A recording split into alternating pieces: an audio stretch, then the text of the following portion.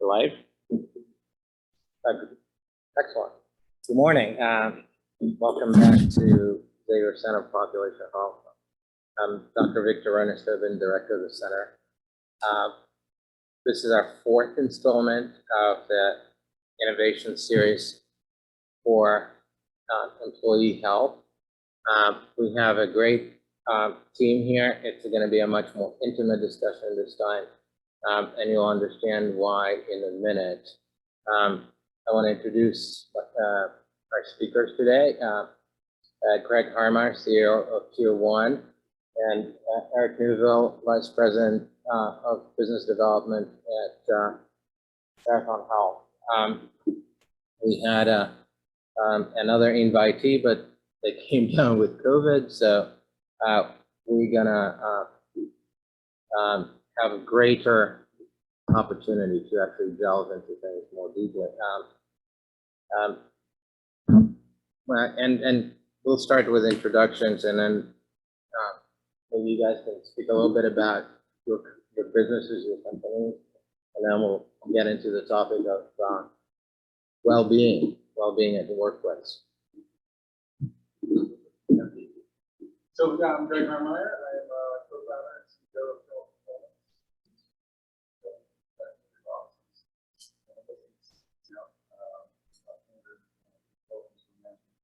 Tier1 Performance. On human performance and helping organizations help their people perform everything under the realm of strategy activation for people. So kind of bringing strategic work to life through people, and the process kind of helping them be their best selves and do their best work. We do it through a lot of leadership culture, onboarding, through a lot of strategic initiatives like acquisitions and product launches and new systems, and just helping people adapt to those and figure out how to do their best work in those environments. So work across a lot of different industries. The center of our work is helping organizations. We talk a lot about healthy, high-performing organizations. How do you do both? They're not in conflict with each other, like high growth, high performance, but also healthy at the same time. And how do you help organizations shape the things that make that happen? And we work really hard at it on ourselves. We see ourselves as a place for big experimentation and learning, and we take the ideas that we experiment on and try to bring them to our clients as well. Great, thank you. Thank you. Eric, thank you. Eric Neuville, I work with Xavier Health in Southwest Ohio. Also, value-based focus on Southwest Ohio. Tier1 Health is our main focus is to change the lives of physical and mental well-being of over 1 million people. Today's healthcare system, as you all are very familiar, is very much of a reactive sick care healthcare system. When I'm sick, it reacts. And thank goodness we have some great specialists in hospitals that are really sick and need them. That's as opposed to Tier1 Health, which is very much focused on a well-being proactive outcome service. It's an employer-sponsored primary care, direct primary care healthcare system. We've got about across the nation, we've got 4 health centers here in Cincinnati. And we'll talk a little bit about what we do to really improve the experience, lower healthcare costs for employers, as well as improve outcomes overall. Terrific, thank you. Thanks for being here. And I think it's very important that before we started the webinar, I mentioned to Greg that some of his statements about how corporations and organizations are responsible for the well-being of their employees stuck with me, and we actually invited Greg to come back to expound on that. So my next question is, we're at a time of a great decision, so to speak.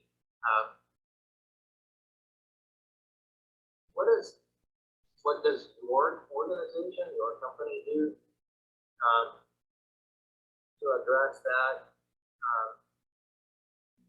And how to help other companies? Well, I think the notion of great resignation is a lot of people, we sometimes talk about it as great reflection. A lot of people trying to figure out what they want out of out of a work, out of a job, out of an employer. And frankly, I think a lot of people have left jobs not necessarily knowing what they're looking for, and that can be, sometimes that can be courageous, sometimes that can be dangerous, I guess, how you look at it. But I think from the employer side, you've got to look at how do you create an organization that supports the person in their complete self. And we talk about themselves as not only do you have to have good, challenging work and growth opportunities, but you have to have an environment that is engaging and energizing and cares about people and makes people want to be a part of it. They have to feel like they're a part of something and connected to something.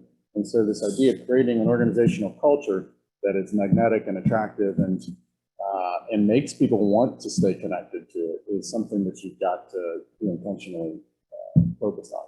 If you don't, they're going to look for someplace that they will. I mean, that's what I think ultimately people want, obviously, to grow and be challenged, but they also want to be a part of something. And so you've got to define something that they're actually a part of. I'm glad you mentioned the word culture, because I think we need to understand it better, know how to improve it. Right? Well,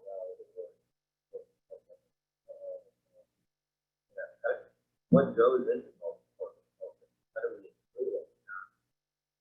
There are ways. Eric, what do you think? Culture? Yeah, how does it work?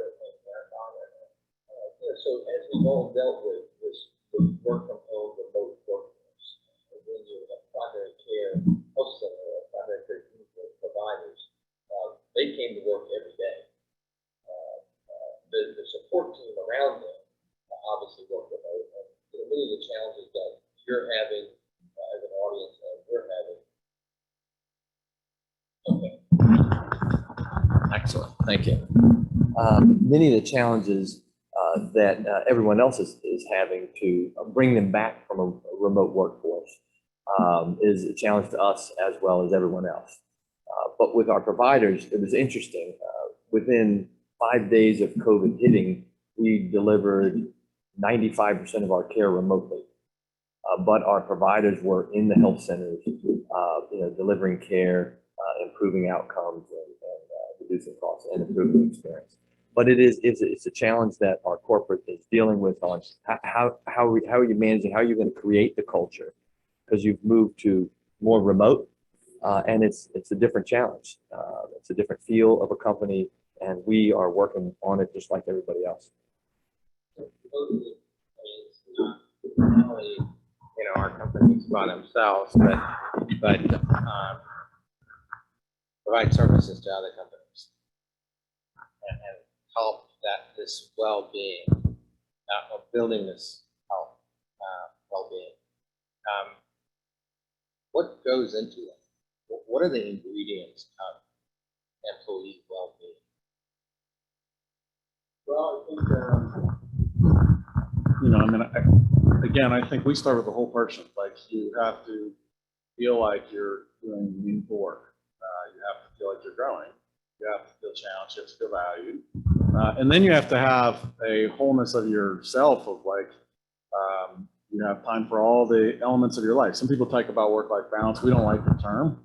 We tend to, I prefer the term work-life integration. Like, work needs to be a part of your life.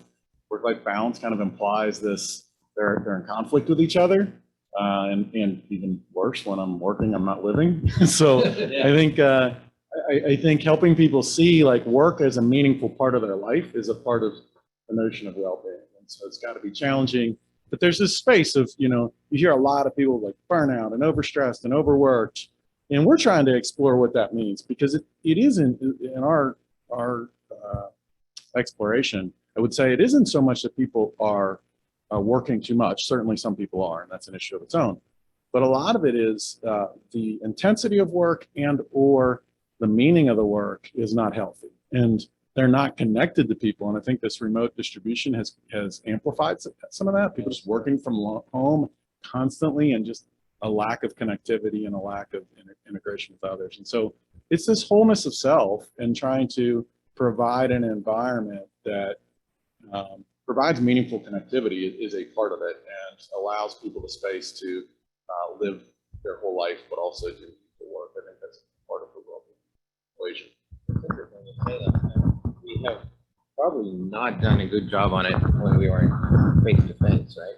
Now we're not face to face. That makes it a lot more challenging, right? So now the challenge is how do you tie in the employees that are remote? They may be in a different city, in a different state. Some of them are in different countries, right? So any thoughts? Yeah, you're gone is the day of when you're recruiting to say the job's in Cincinnati or the job's in Indianapolis. It's wherever you are and wherever you can effectively do the work that you're doing. And you know, try to build a culture around those folks that you've hired are in Arizona and they've never seen your corporate office or never experienced that. It's tough. When you're talking about from a well-being standpoint, it's interesting because we usually have providers that have been in the business for 15 to 20 years. They've experienced that churn and burn of the fee-for-service healthcare world. When you go to your primary care doctor, you usually wait in the waiting room for 15 or 20 minutes, the exam room 15 or 20 minutes, and then you get a grand total of about 8 minutes with the provider. From a well-being standpoint, our providers work and are attracted to Marathon Health and stay at Marathon Health. Luckily, it's because they get to do the work that they were trained to do in medical school. They're spending on average of 30 minutes with a patient. And that plays to our quadruple aim. One of the legs of that stool is provider satisfaction. And if they are happy in what they do and how they experience, how they're delivering healthcare, then they're going to be much more effective at what they do. And they tell us because when I go to our health center, it says, why do you like this? It's because I get to practice medicine the way I was trained, not the way it's driven by the economics of today's current healthcare system. So that whole well-being ties into the time they spend with patients and the things that they do overall to improve their health and decrease the costs overall. I think you make that's a great example. And you talk about culture. One of the things I think people are looking for today, and maybe they always were, but now it's more pronounced, is trust and freedom and autonomy and the ability to focus on their work and not be bogged down with lots of bureaucratic red tape, policy, procedure, and that type of stuff. And I think the mundane kind of oversight of that stuff becomes an increasing problem for people. People want agility and autonomy and the ability to do what they're great at doing, whether it's providers or anyone else.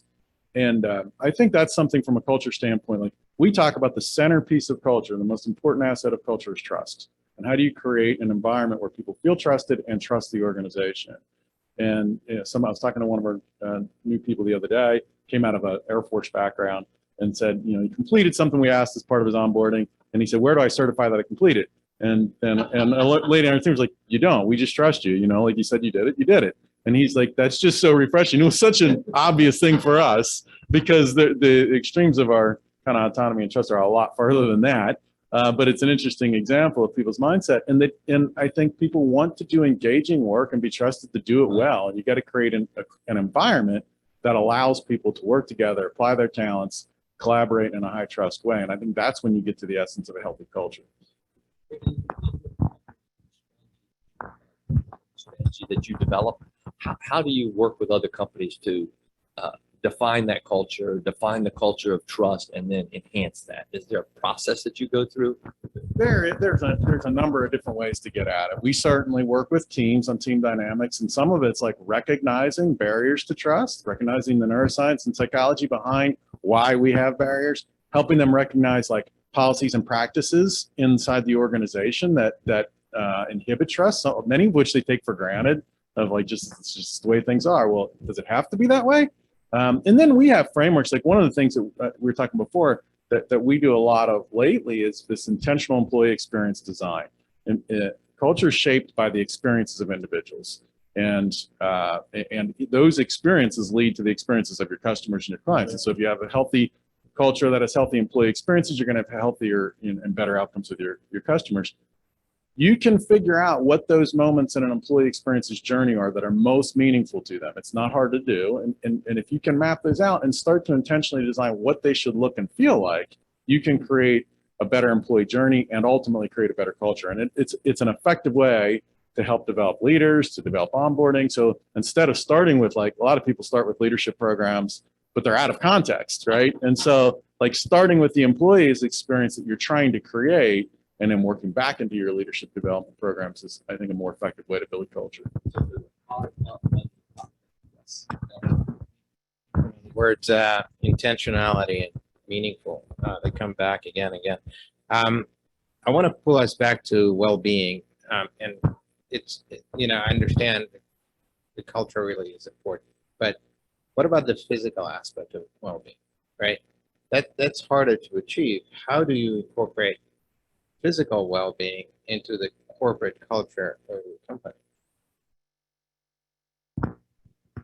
So I don't know that I have a concise answer to that.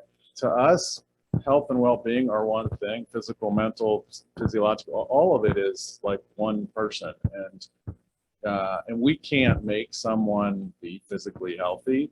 We can try to encourage and provide avenues for it. Like, we augment memberships to health clubs, like a lot of companies do, but it's more symbolic than it is. It's more to say, like, this stuff's important.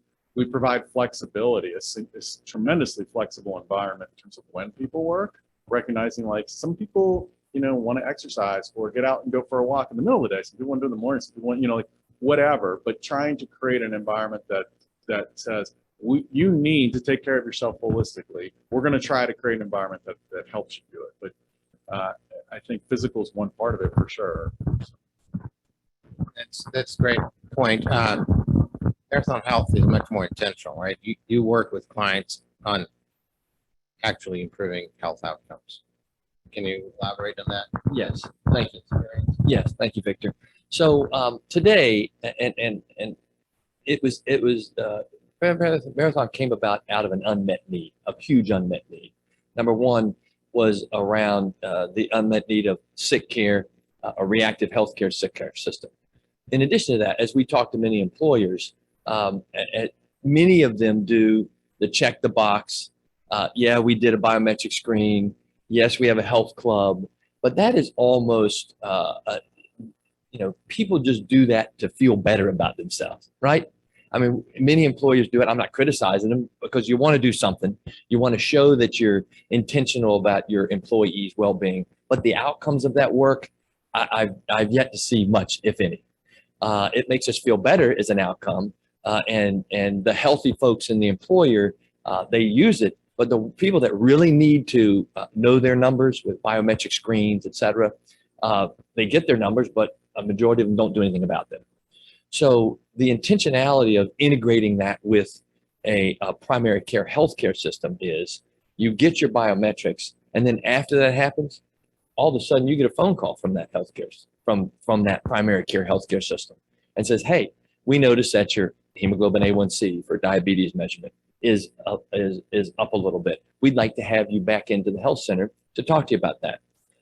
And at the same time, when they come back in, you have in the same office, you have a health coach. So the provider doesn't have to call and book an appointment. They can say, hey, I'd like you to talk to the health coach about what your goals of health you want to accomplish. In addition to that, because of the onslaught of the increase in behavioral health challenges, depression, anxiety, drug abuse, suicides, these models, Marathon included, have embedded behavioral health specialists in them, so that you sort of have a whole health ecosystem embedded that is tied into once we engage with you, we bring you back in. So your diabetics, your hypertensives, anybody who's challenged with mental health, depression, et cetera, we're pulling you back into the system because we serve the employee and the employers that we work with directly. Does that make sense? It makes great sense. And I mean, I can speak about my wellness experience. It comes in a form of an email with some incentives obviously built in, but it's not endorsed by leadership. It's not done as part of the whole experience of me working here. It's a separate kind of an opportunity to save some money, which is great, and I follow through, right? But could it be incorporated into the corporate culture? Could it be, hey, we have a running group, come and join. We are doing this together. This is important for our organization. The title innovation is in a topic of our conversation today, but is there innovation, and what are the obstacles to develop innovation in well-being? I think there is. You get into, like, when you gave your example, we have a run group, or can it be incorporated into corporate culture? I think it is implicitly incorporated, for better or worse, right? Like, your corporate culture affects people's health. And there's actually really interesting research. Tom Rath wrote a book, I think it's actually called Wellbeing. And he cites a bunch of research about it. One of the things he talked about was there's research where your friends statistically affect your health, even if you don't know them, because it's such a contagious thing. If they have formed good habits, they affect your friends' habits, they affect you. And I think the same thing happens in a corporate culture. If people tend to be healthier and live more balanced lives and more holistic lives, and whether they work out regularly together or they do things socially together, then it affects everybody's well-being. And I think that is how it gets incorporated in corporate culture. There's an interesting fine line, because you don't want a company that's telling you what to do physically or in any other respect, right? And you also don't want one that's really disingenuous, where it's purely about the financial motivation. Especially, like, we've moved to a self-funded insurance model, and I think it's good for a lot of reasons. But it also makes you feel a little uncomfortable, because you're really vested in people's health financially. And we're also an employee-owned business company, so it kind of makes sense from that regard. But there's just lines that have to be thought about in terms of how far you go. And I don't know that I know where they are, but certainly it requires a lot of consciousness. It speaks to, when you're talking about the company's focus and culture, it really speaks to the culture on the amount of investment that you make in your employees. The running programs, the biometric screenings, et cetera, many companies do, and I'm not sure that it helps people to retain and recruit new associates. But when you take it to the next level and really invest in something that is proven to improve outcomes and improve experience of your employees, of something like these types of models that Marathon has, and there's others that have them too. It really has, we've seen it shown to improve retention of employees and recruitment, because it's like a membership model. These models, once you leave the employer, you don't get access anymore. If you retire, you don't get access. So it's a true value to an employer to have benefits like this, such that if you leave, you don't get them. And when you experience them, people come back and they come back and they come back, because the experience of these types of primary care models, build a lot of loyalty of employees. We've seen it. Well, I think makes a lot of sense. One thing I would add is, when we talk about culture, well-being, all these things, it's systematic. There's not one silver bullet to any of this stuff. Like, you have to have an environment that cares about people at the end of the day. And when you have that as a starting point, then everything else is just, how do we add into that? Like, how do we make it better? How do we augment it? Where's the best use of time, money, energy to create a stronger environment, versus, like, if we do this one thing, we're going to solve something. And I think that's just, it's a mindset. It's a authentic care for people's health and wellness overall. And then you evaluate a lot of different ways to support that. I think it's a good point. But I think, both I think our audience would want to know more specifics. Like, how do you do that? I mean, if you have a great boss, who cares about you, but that boss leaves or retires, and then everything changes. What are the ingredients? How do you turn it into a program or a culture that it stays and it's sustainable? Exactly. Well, again, I think it has to be, the foundation of it is mindsets and principles about what you believe. And if you believe in trust as a central piece, and again, I think we talk about, like, perhaps next to, like, having enough capital to run the business, trust is the central asset. It is the central asset of an organization. And so you start to think about, how do you create trust, and how do you eliminate policies and practices that inhibit trust, that say we don't trust you, and how do you create structures and frameworks that promote trust, and how do you help leaders understand how to create space. So for us, for instance, we have this notion of dynamically distributed authority, and it doesn't matter what your title is. We have a role-based organization that's driven by principles, and you're put into assignments with different roles, and you have the responsibilities that go with that, and you have full trust to execute on those. And so it's creating a system that helps people understand kind of the things that you believe that would allow people to feel trusted and feel engaged. And again, all the other pieces of it, the specific aspects, they don't work individually if they're not built on a framework or a mindset about whatever it is you believe. If your culture is based on competition, then build a whole system based on competition, and be really clear about it. One thing about culture that I think is misunderstood is strong cultures attract and repel people. Like, it's not, you shouldn't try to be everything for everyone. And I think in the past couple of years, a lot of cultures have gotten diluted of, like, we've got to do this and we got to do this, and they're doing this. And you got to pick who you are. I think that's the whole point. The whole point is, through these webinars,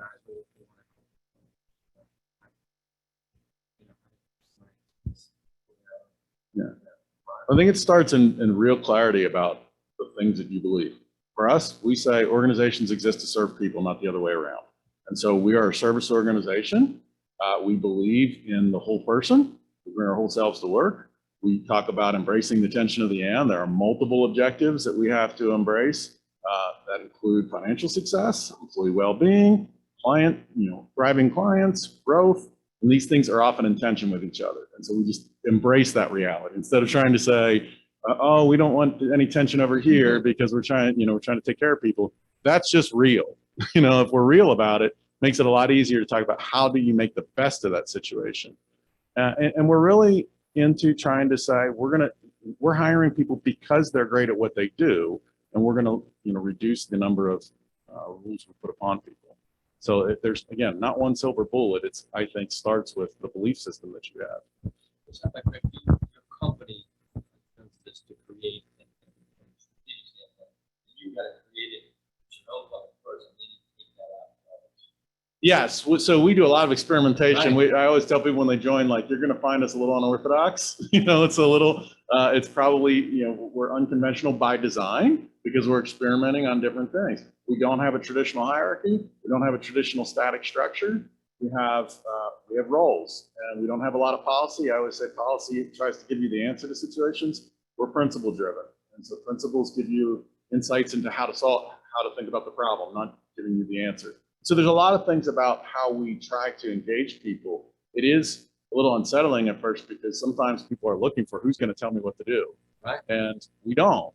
We try to say, here's the work that needs to be done, and here's the tools and the systems we have to do it.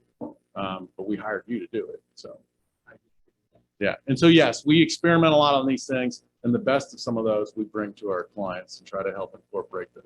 And we're working with large institutions, and so some of this stuff has to be done in piece parts. But we can help bend the curve by starting with who really are you, and what do you really want to build around. That doesn't have to be what we believe. Just got to be clear about who you are. That speaks to the level format. And that speaks to your earlier point of that culture is going to attract certain and it'll repel others. And it's probably better for your company that it sort of repels other candidates because, that you might not catch up. That lead to persistency of those employees. In our case, an example of that is like this, everybody's trying to figure out hybrid work environments. We're going back to the office, are we fully distributed? And in our core regions, we said we're hybrid. We expect people to spend half their time in person because we're a highly connected company that's growing and we need people to know each other. And one of the arguments is, well, there's going to be people who won't want that. But that's fine. They should go work some. It's okay not to be everything for everybody. And I think those choices are a really important part of building the culture that you want.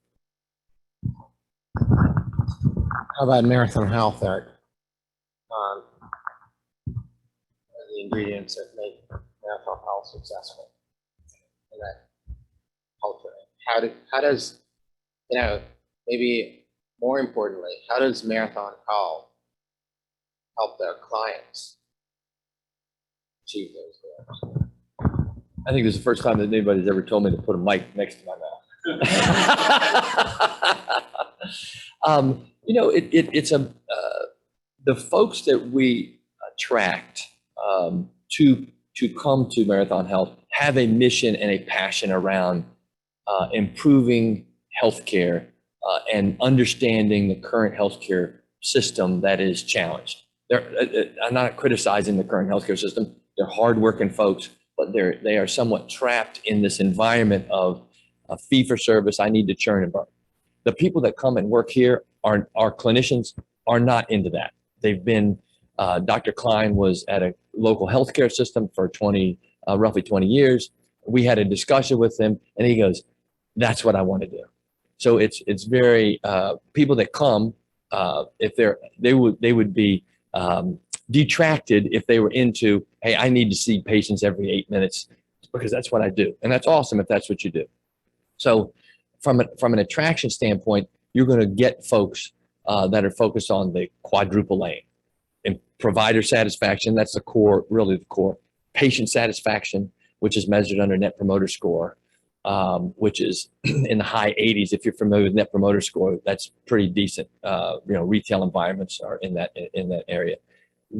Decreased healthcare costs. On average, the patients that engage, and these are the results that you were asking about. On average, the folks that engage with this primary care process, they will see a reduced cost of 25 to 30%.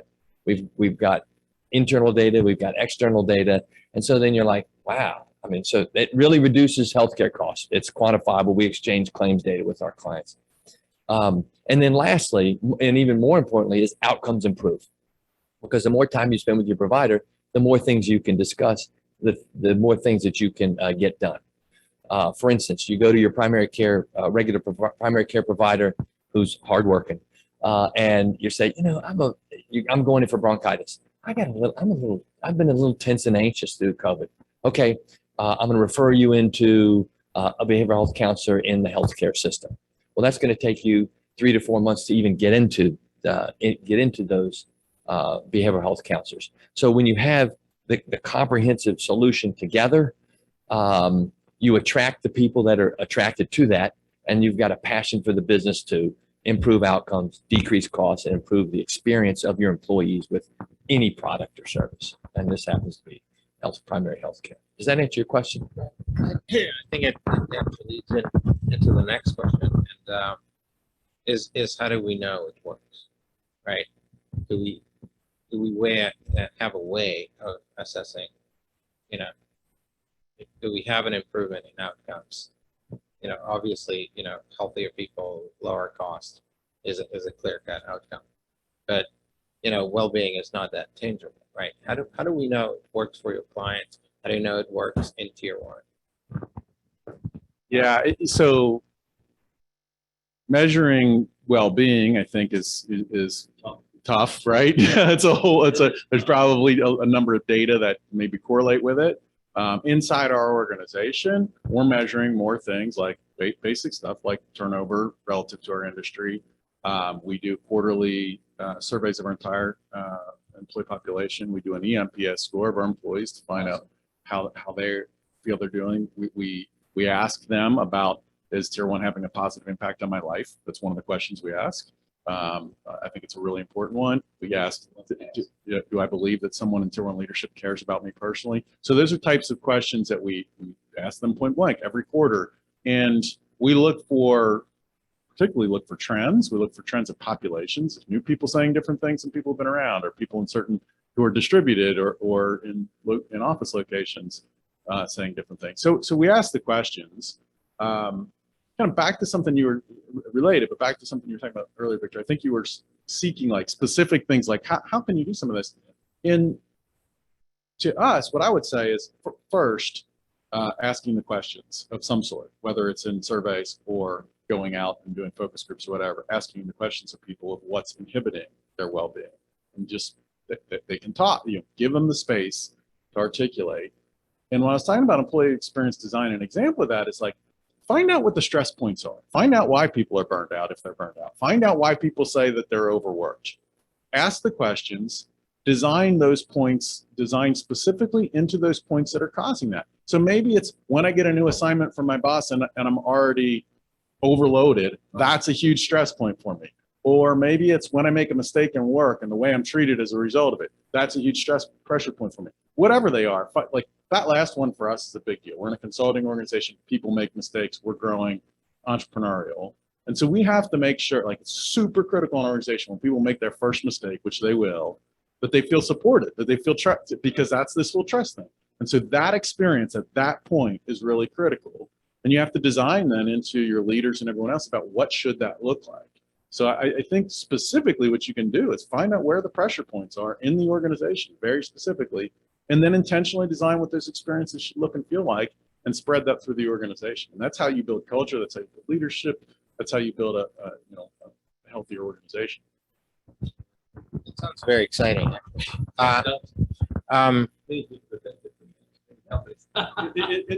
It's a tangible, practical way to make progress.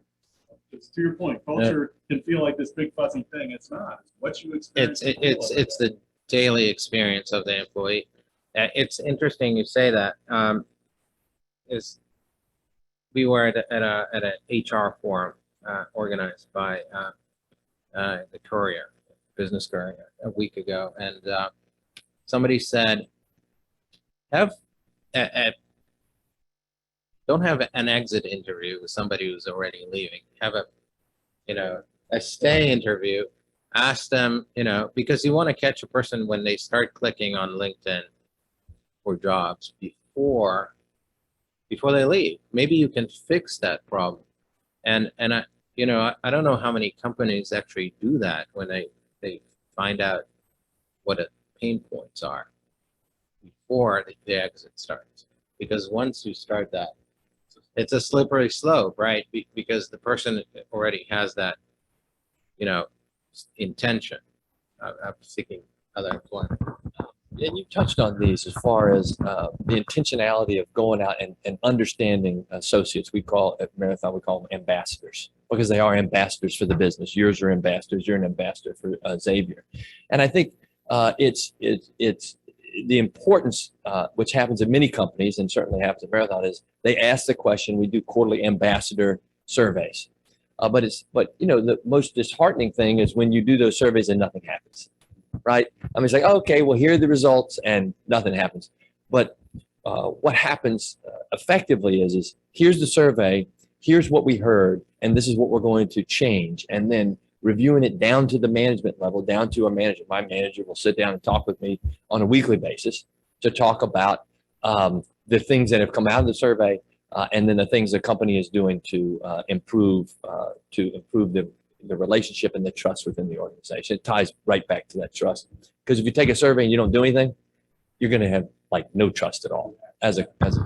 Yeah, I totally agree. And I would add to that, you can't always act on every comment, right? But at least like one of the things we try to do with this service is we try to follow up on every meaningful comment that's made, and everyone else gets a notice like, hey, thanks, appreciate your input. But even if we can't act on it, we try to enter into dialogue and say, this is the topic that this factors into. And we're discussing a lot of these things. And here's some of the discussions that are going on and some of the dimensions that make this difficult. Because I do feel like sometimes there's a narrow view of like, well, I participated in the survey, I suggested this, nothing happened with it. Well, that you're not always going to get action. In fact, more often than not, you're not going to get something specifically done. But it does shape conversation, and it does shape thinking, and it does shape direction, and helping people understand that's part of the process, is being involved in that. you're right on. The worst thing you can do is these surveys and not respond to them. So The regular feedback, as well as the, you're not going to, like you said, you're not going to react to every single comment. But in general, when you're seeing trends and then taking action to address those trends, builds loyalty, trust, et cetera, within corporations. Sadly, I'm a scientist, so I do surveys all the time. So I know that response to surveys is usually very selective. People who respond to surveys are either unhappy or very happy. They tend to be more affluent and better educated. So it would fit into a service company. But what if you're a manufacturing company?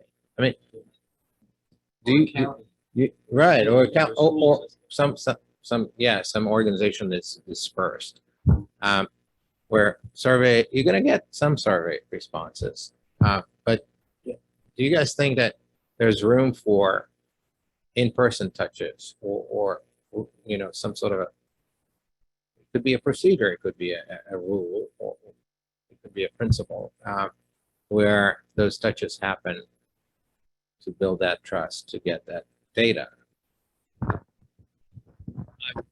I'll bring an example of the new superintendent to Cincinnati Public Schools, Ironetta Wright. I sat in on one of her, she's doing a listening tour, first 100 days, and I can't imagine the schedule that she has. Extremely intelligent, energetic, focused, and listening. We had about 20 people in the room, and she said, I want you to take these sticky pads and write down what you think we're doing well and what you think I should focus on in the future. Put them all up. Then she asked everybody what their opinions were, and it's amazing. She is listening, she's digesting, and that's going to drive her 100-day plan, her strategies, and her change agenda within Cincinnati Public Schools. So I think the future is bright for CPS, that's for sure, with her as leader. But it's a process. It's listening and then feeding people back that information, and it's going to create her strategy moving forward, I would think. yeah, for sure. I think that's a great example, and totally agree. Like you have to design what works for your environment. You're right on, like large organization, distributed, but whether it's focus groups, listening tours, I think surfacing information, doing it consistently and regularly, and so it's not just a one-time thing, having a way to continue that as an ongoing conversation and inviting people in the organization to feel a part of the evolution of the organization. And so that's a part of the creating the trust, that I matter, that my voice matters. And a key thing in that to me is you've got to teach all of your managers to do the same thing in some format, because what ultimately creates culture is what is felt by the frontline managers in an organization, whatever that looks like. And if you have people, a CEO or whatever, saying we're going to make this transformation or we're going to have our culture this way, and it isn't consistent throughout the organization, you'll never get there. And so, and usually it's not resistance by the frontline managers; they're ill-equipped and they're overloaded. And so you've got to arm them with how to sit down and have conversations, and what types of conversations to have, and how to respond to things that aren't going to get acted upon. And so you got to give them the skills to be able to do that.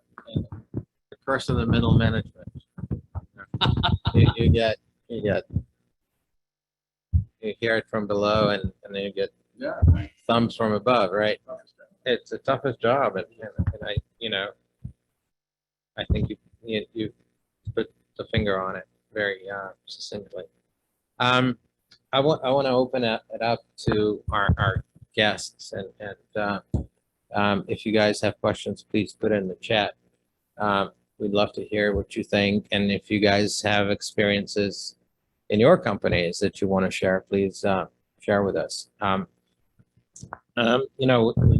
We're towards the end of our meeting here. We talked about what companies can do, like hire a concierge, change their culture, develop processes. Some companies are really scrambling, right? If you had like a top 3 recommendations, right, that people could take away and act on to address this transition period, and I'm sure it's a transition period.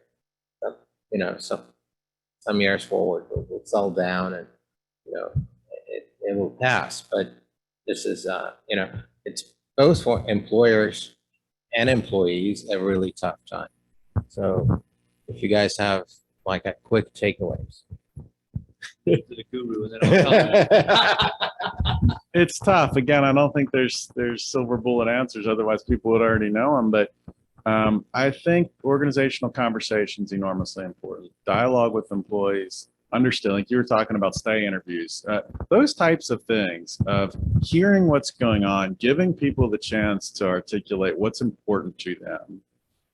And I also think vision casting of what you're going to be as an organization is super important, because some of the strain, I really think, is if we got 10 people and we all have 10 interpretations of what this organization should be for me, because this is what I care about, then we're going to have tension and stress. And an organization needs to be clear about, here's who we are. And we're respectful for everybody's got their opinions, because I think those opinions vary more today than they ever have, because we're coming out of this pandemic. All kinds of people are saying, this is what I want for my life. Perfectly appropriate. At the same time, organizations need clarity. They need to say, this is who we're going to be. This is the way we're going to operate. And this is why. This is what our purpose is about. And it takes it takes both courage and respectfulness to people to say, like, we can't cater to every opinion. We need to be clear about who we're going to be and where we're going to go and why we're going to go there. And we want you to be a part of it, but we also respect the fact that it might not be for everybody. I think that's okay. I think the more we have that clarity, the less strain and tension and stress there is in the organization. Again, it also needs to be done through an ongoing conversation and dialogue, because that's just a huge part of getting those ideas out there. It sounds like what you're recommending is, improved communications, really. So a frequent,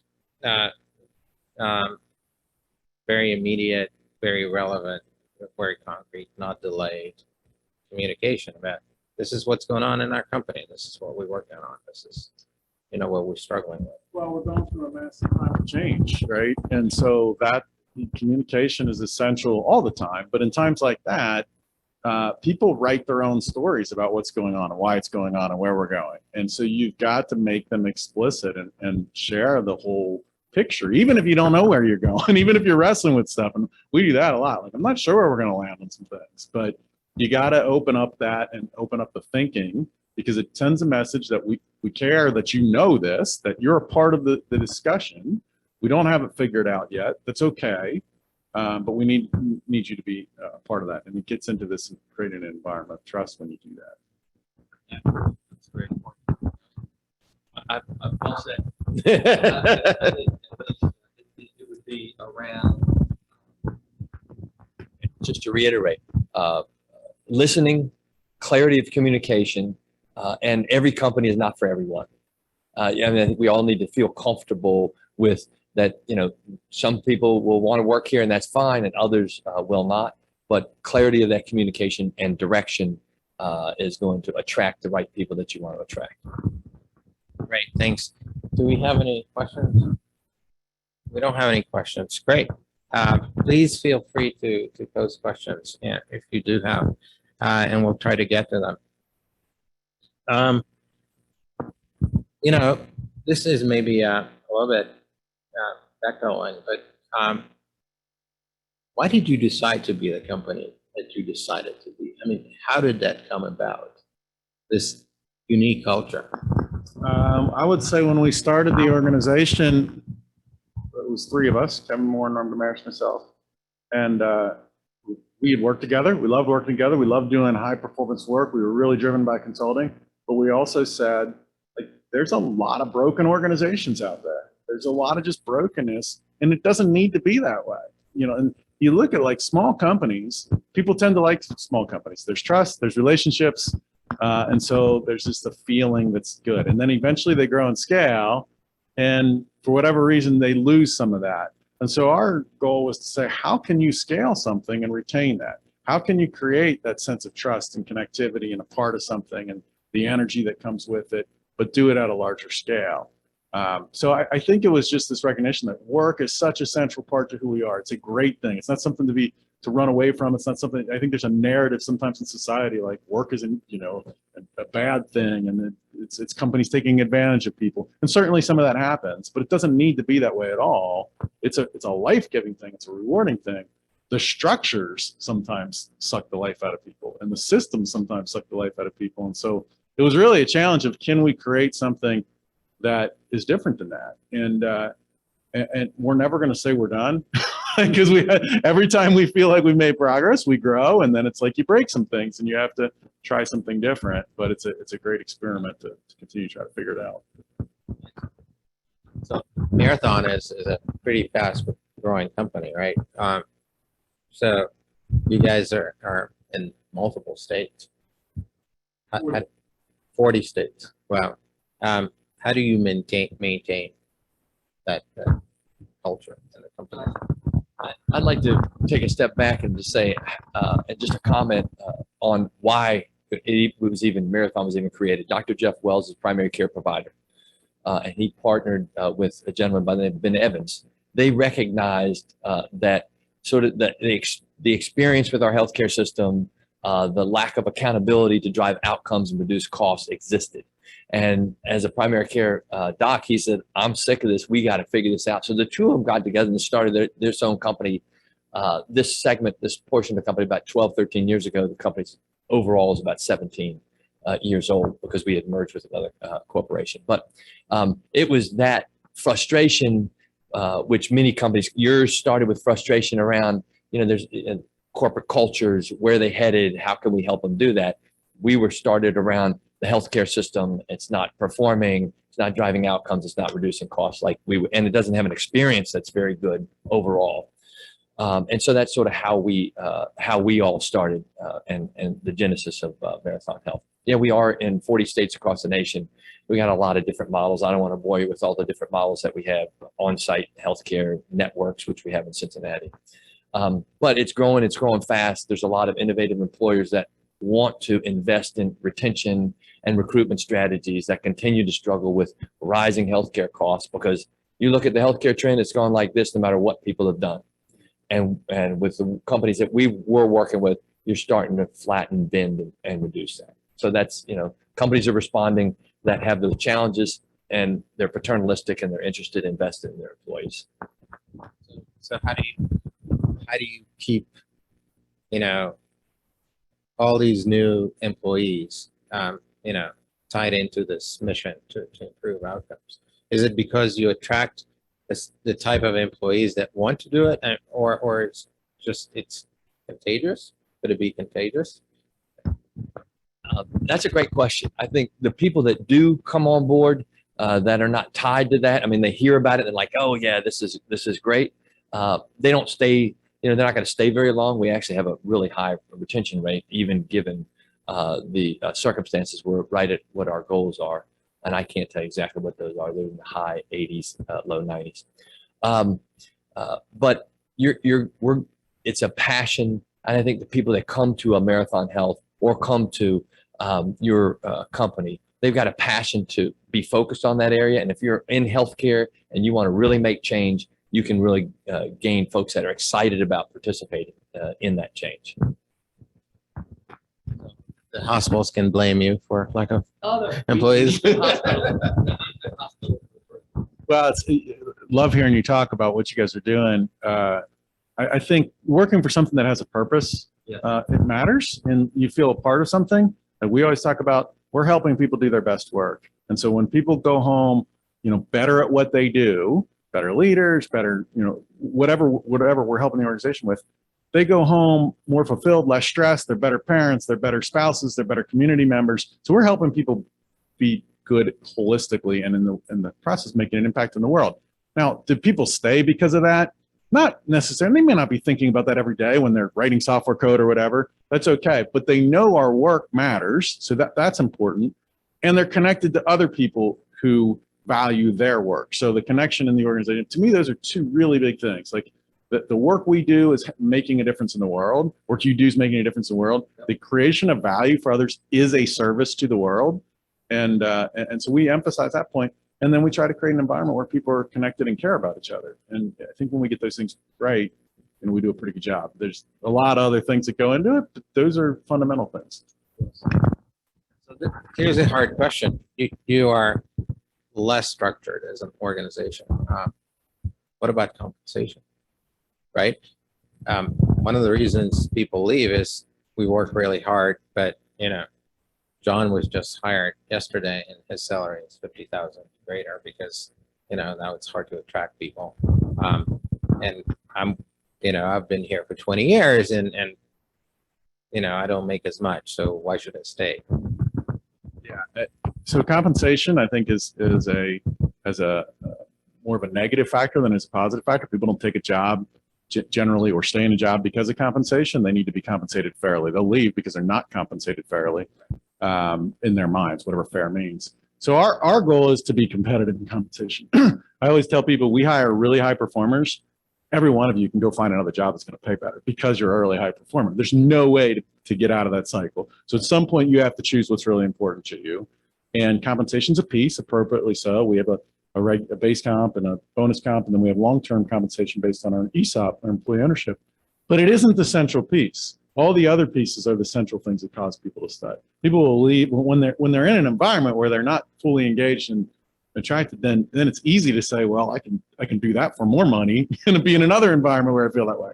So you got to create an environment that makes them want to stay and be a part of it. And compensation is kind of a baseline thing, but it's not the driver. And I think that's true everywhere. People won't leave a good job if they care about their environment, their growth, and people around them. Just because of compensation. If it's super disproportionate, maybe they will. Sometimes they come back. We get a lot of people that come back to Tier 1 after they leave, and that's okay. Like you get a great job, it's giving you double the compensation. Go for it. That's fine. There's nothing wrong with that. But you're never going to win trying to be the best compensation, highest compensation. We have a question from Ron Henline. As the workforce is aging and the general population is aging even faster, any thoughts or trends you're seeing with regards to employees' well-being who are now dealing with juggling workload and being thrust into a caregiver role for mom or dad?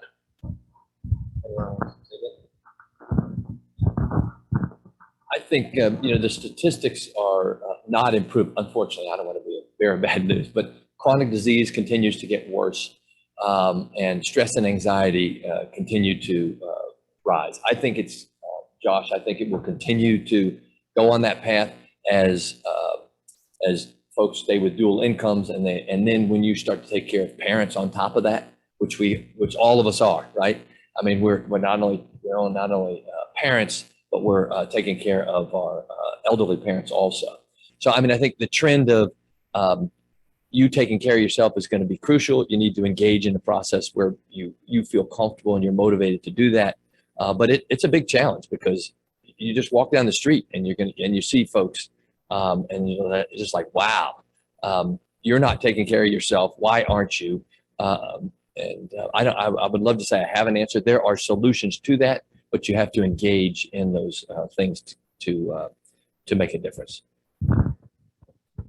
Yeah, in terms of specifically taking care of elderly, I would say that's a stage of life for people, right? And we, like most companies, run the gamut of people right out of college all the way through the end of their careers.